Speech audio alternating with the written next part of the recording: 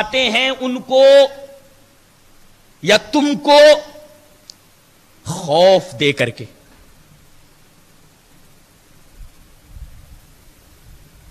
اسی طریقے سے پھلوں میں کمی کر کے وغیرہ وغیرہ بہت ساری باتوں میں ہم آزماتے ہیں.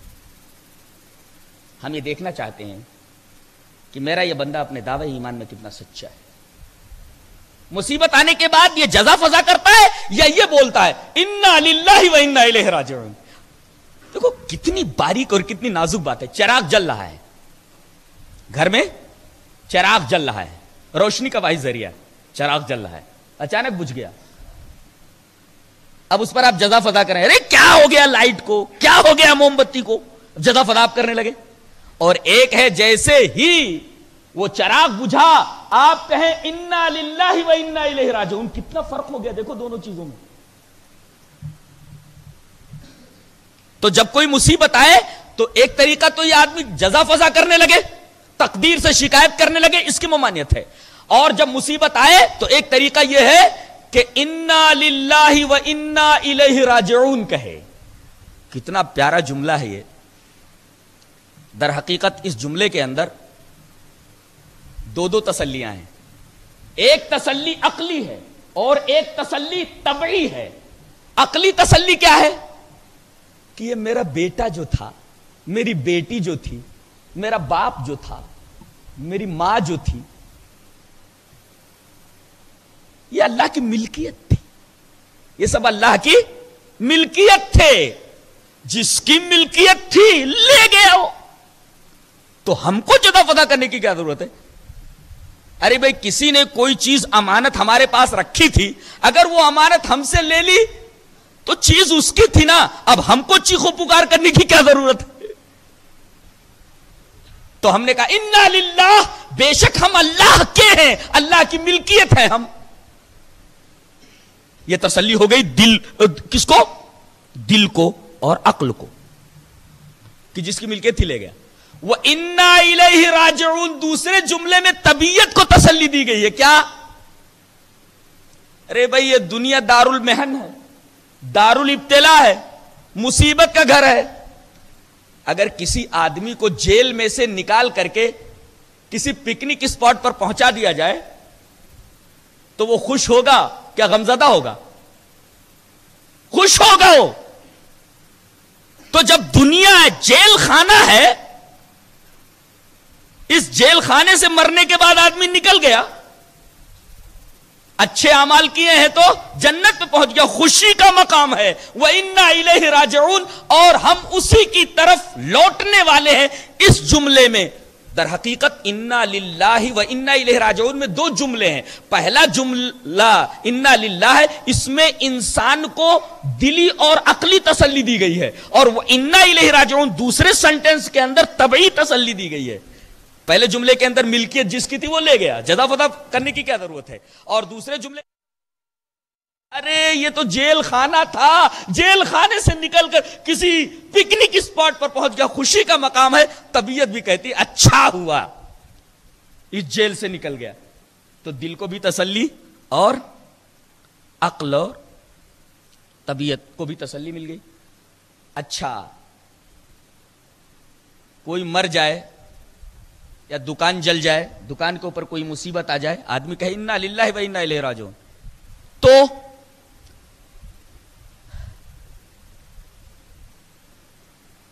تسلی مل گئی اس کے عقل و دل کو, تسلی مل گئی اس کی طبیعت کو. اچھا رونے کی اجازت ہے, اس لیے کہ اس طرح کی کیفیت ہے, اس کا مال لٹ گیا, اس کا بیٹا چلا گیا, رونے کی اجازت ہے اس لیے کہ یہ اضطراری کیفیت ہے. اللہ تبارک و تعالی نے کہا رو سکتا ہے تو, چل تیرے جذبات کی بھی رعایت کر دیتے, عقل و دل کی رعایت, طبیعت کی رعایت اور آنسو بہانے کی اجازت دے کر جذبات کی رعایت کر دی. اللہ. اور اللہ نے فرمایا کہ ایک طرف تو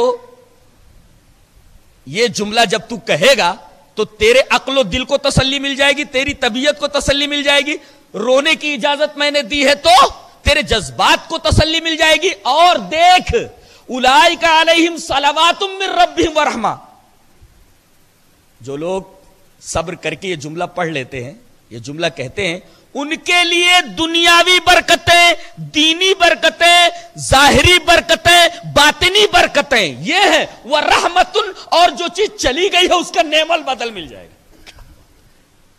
بیٹا مر گیا ہے، اللہ تبارک و تعالیٰ کئی بیٹے دے دے اس کے بدلے میں۔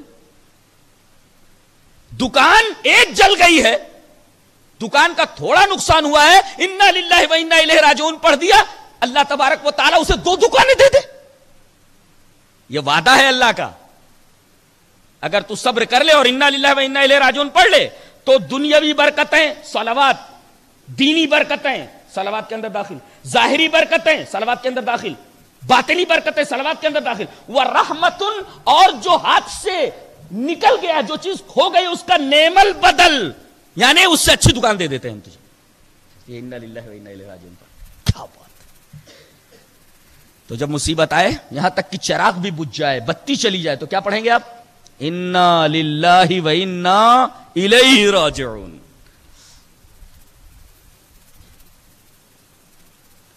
اس کے بعد ایک بڑی اہم بات بتائی جا رہی ہے کہ جتنے انبیاء آتے تھے ان کا کام کیا تھا، ان کی بعثت کا مقصد کیا تھا؟ دعوت، لوگوں تک اللہ تبارک و تعالیٰ کا پیغام پہنچانا۔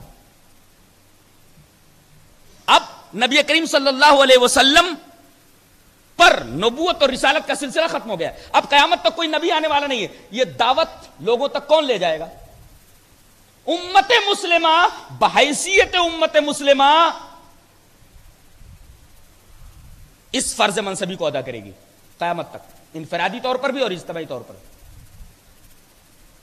اور پارے کے شروع میں ایک عجیب بات کہی گئی ہے کہ وَكَذَلِكَ جَعَلْنَاكُمْ أُمَّةً وَسَطًا، ہم نے تم کو امت وسط بنایا۔ وسط مانے جانتے کیا ہوتا ہے؟ وسط اور وسط کا مطلب بیچ، بالکل کیا کہتے ہیں اس کو؟ مڈل، بیچ۔ 3 لکیریں کھینچیے، 1 2 3، تو یہ جو دا مڈل ون، یہ جو بیچ والی جو لکیر ہے اس کو کہتے ہیں وسط یا وسط۔ اور عجیب بات تو یہ ہے کہ آج بھی جغرافیائی اعتبار سے دیکھیے تو مسلمان تمام دنیا کی قوموں کے بالکل مڈل میں ہے، بیچ میں ہے۔ جغرافیائی اعتبار سے بھی آج دیکھیں تو تمام مسلمان دنیا کی تمام قوموں کے بالکل بیچ میں ہیں۔ اچھا میں آپ سے ایک سوال کرتا ہوں کہ ایک کمرہ ہے، اس کمرے میں پورے انصاف کے ساتھ ہر جگہ پر برابر روشنی پہنچانی ہے، تو آپ کیا کریں گے؟ ایک 10 بائی 10 کا کمرہ ہے، میں یہ سوال کروں کہ ایسی جگہ چراغ رکھو کہ پورے کمرے کے ساتھ انصاف ہو جائے اور برابر روشنی پورے کمرے میں پہنچے، اس کا طریقہ کیا ہے؟ کمرے کے بالکل بیچ میں کینڈل رکھ دیا جائے، چراغ رکھ دیا جائے، بتی رکھ دی جائے، تو بالکل بیچ میں اگر لائٹ رکھیں گے تو پورے کمرے کے ساتھ انصاف ہوگا اور پورے کمرے میں برابر روشنی پہنچے گی۔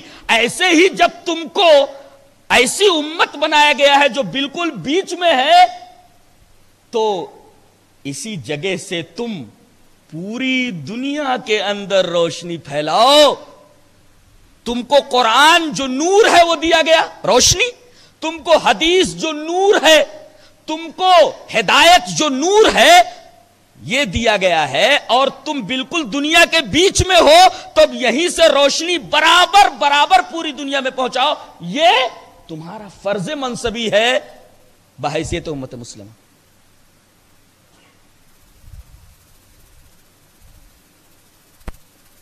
اس کے بعد ایک بات کہی گئی کہ کوئی بھی بات بلا تحقیق کے مت مانو،